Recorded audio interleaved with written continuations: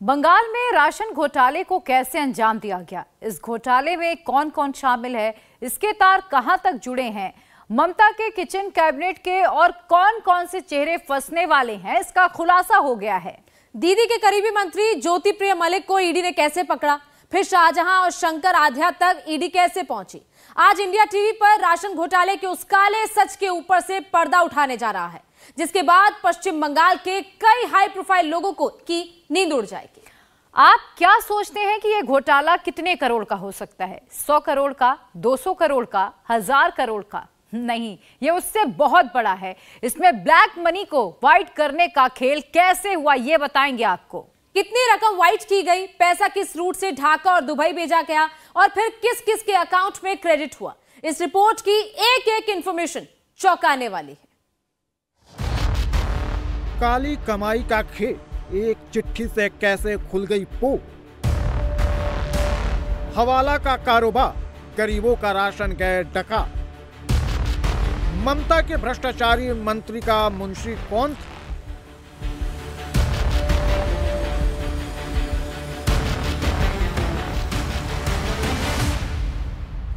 कैसे अंजाम दिया गया पूरा राशन घोटाला?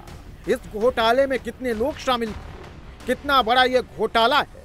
शाहजहां के पास इतना पैसा कहां से आया? क्या घोटालेबाजों का कनेक्शन मनी लॉन्ड्रिंग से भी है?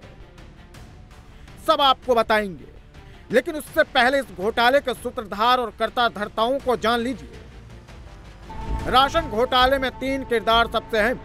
पहला, ममता बनर्जी के मंत्री ज्योतिप्रिय मलिक, जो मास्टरमाइंड है। दूसरा, शंकर आध्या, जो कर्ता धर्ता है। और तीसरा, संदेश खाली का शेख शाहजहां, जो ज्योतिप्रिय का मुंशी है।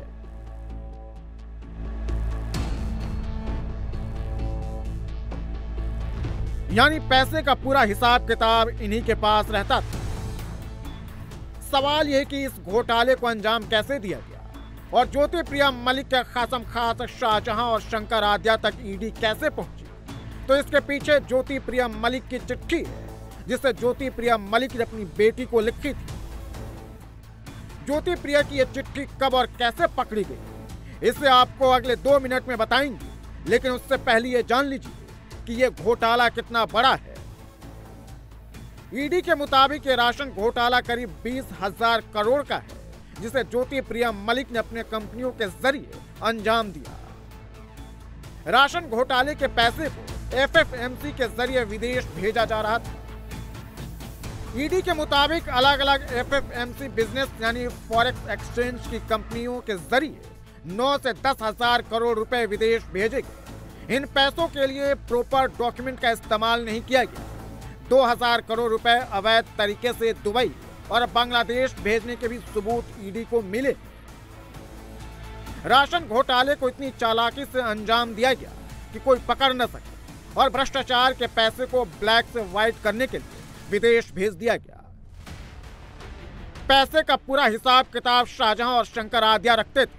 कब, कैसे और कहां, किस फॉरेक्स एक्सचेंज के जरिए पैसा बाहर भेजना है, यह शाहजहां और शंकर आध्या ही तय करते थे। और ईडी के मुताबिक अभी तक 90 फॉरेक्स एक्सचेंज कंपनियों के जरिए विदेश में पैसा भेजा जा चुका है। इसमें शंकर आध्या की कंपनी आध्या फॉरेक्स प्राइवेट लिमिटेड और हीरामती एक्सपोर्ट लिमिटेड भी शामिल है। राशन घोटाले से आने वाले पैसे पर शंकर आध्या और शाहजहां का पूरा कंट्रोल था। और ईडी की जांच में आध्या कंपनी के जरिए 27 करोड़ रुपए कैश जमा करने के सबूत मिले और इन पैसों का हवाले के जरिए विदेश भेजे जाने का खुलासा हुआ है। पश्चिम बंगाल के राशन घोटाले में बड़ा खुलासा किया है। खुलासा ये कि किस तरीके से ममता सरकार गरीबों का राशन और गरीब किसानों का एमएसपी टकार गई। बिचौलियों की मदद से मिल मालिकों ने हजारों करोड़ रुपए की हेराफेरी की और फिर इस पैसे का बड़ा हिस्सा मंत्री ज्योतिप्रिय मलिक तक पहुंचाया। मलिक ने ये पैसा अपने खासम खास शंकर आध्या और शेख शाहजहां तक पहुंचाया और यहीं से इस पूरे मामले में मनी लॉन्ड्रिंग की शुरुआत हुई। ज्योतिप्रिय मलिक, शाहजहां और शंकर आध्या ने विदेश पैसा भेजने के लिए कई सारी सेल कंपनियां भी बना रखी थी। अब ये जान लीजिए कि घोटाले को अंजाम कैसे दिया गया। घोटाले को अंजाम देने के लिए बंगाल में 2 करोड़ से ज्यादा फर्जी राशन कार्ड बनाए गए। गरीबों के नाम पर सीधे मिल रही रियायती दाम पर राशन को उठाकर खुले बाजार में बेच दिया जाता था।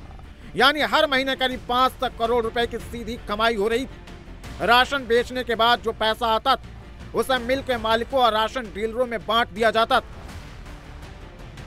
लेकिन ये तो घोटाले का प्लान ए है। भ्रष्टाचारियों ने गरीबों को मिलने वाले राशन को पूरी तरह से डकारने के लिए प्लान बी भी बना रखा था।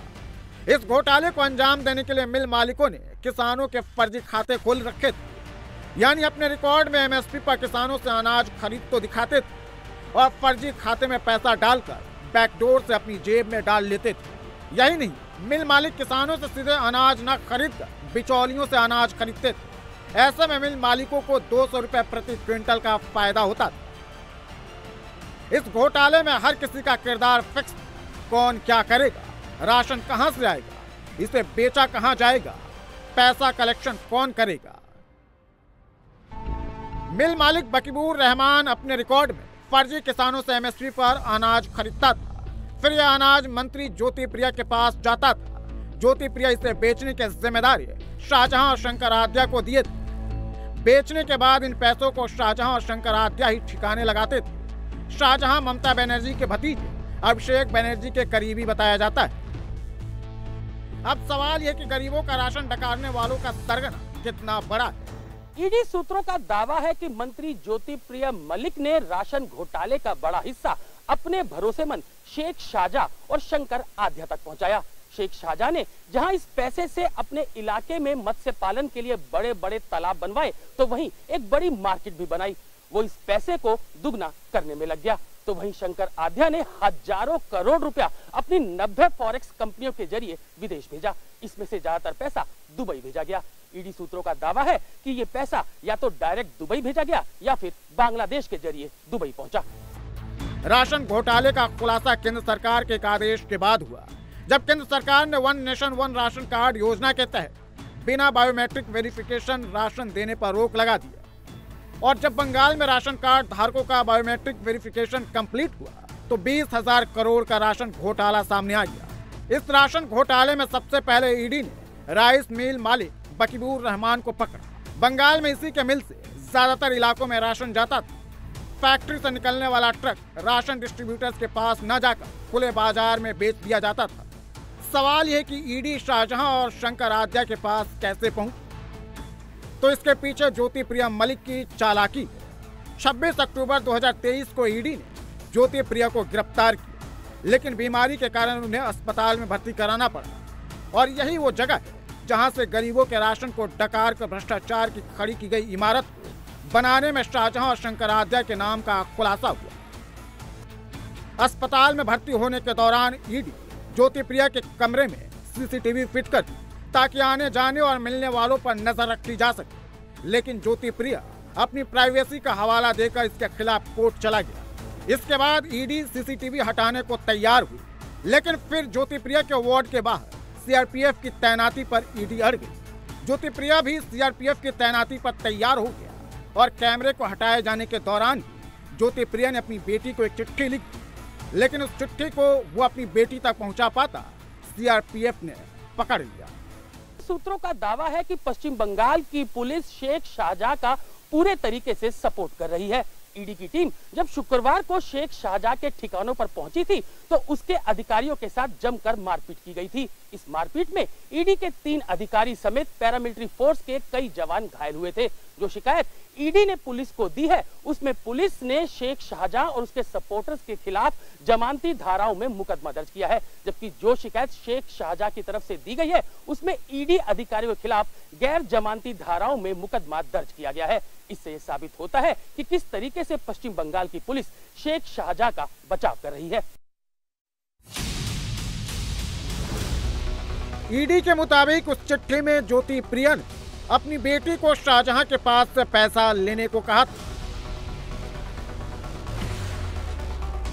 अब आप समझ गए होंगे कि शाहजहां के 3 आलीशान बंगले का राज क्या है। 100 बीघा में शाहजहां ने बाजार कैसे बनवाया,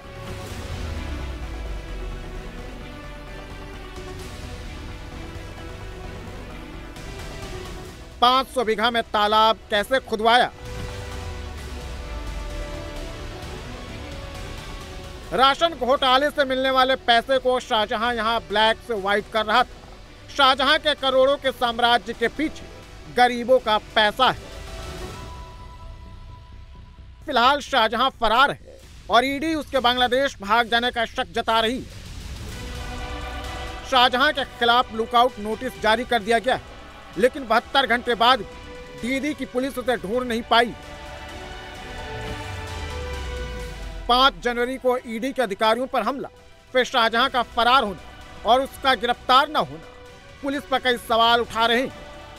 पुलिस शाहजहां और ईडी की शिकायत पर जिन धाराओं में केस दर्ज की है, उसमें पुलिस की भूमिका भी संदेह के घेरे में। कहीं ममता की पुलिस शाहजहां को सिर्फ पैसे तो नहीं दे रखी। सूत्रों का दावा है कि पश्चिम बंगाल की पुलिस शेख शाहजहां का पूरे तरीके से सपोर्ट कर रही है। ईडी की टीम जब शुक्रवार को शेख शाहजहां के ठिकानों पर पहुंची थी तो उसके अधिकारियों के साथ जमकर मारपीट की गई थी। इस मारपीट में ईडी के 3 अधिकारी समेत पैरामिलिट्री फोर्स के कई जवान घायल हुए थे। जो शिकायत ईडी ने पुलिस को दी है, उसमें पुलिस ने शेख शाहजहां और उसके सपोर्टर्स के खिलाफ जमानती धाराओं में मुकदमा दर्ज किया है, जबकि जो शिकायत शेख शाहजहां की तरफ से दी गई है उसमें ईडी अधिकारियों के खिलाफ गैर जमानती धाराओं में मुकदमा दर्ज किया गया है।